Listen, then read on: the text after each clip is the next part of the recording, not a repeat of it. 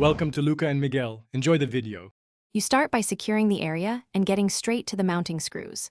First, remove any trim or weather strip that covers the lock.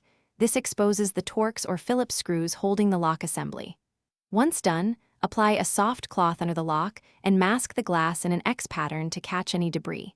Make sure you have the correct screwdriver bits and a small container for screws. You're now ready to loosen the visible fasteners that hold the lock to the door. You'll now remove the internal parts while keeping control of the mechanism.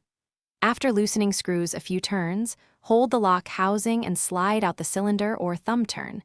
If a retaining clip is present, pry it gently with pliers. Once the cylinder is free, trace the linkage rods and note their connection points so you can reassemble later. Disconnect any set screws and unhook the rods, supporting the inner assembly, as you go to prevent it from dropping onto the glass. You finish by extracting the housing and preparing for replacement or repair.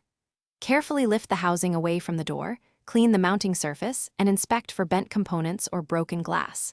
If installing a new lock, align the cylinder and linkage, then tighten screws evenly to avoid distorting the frame.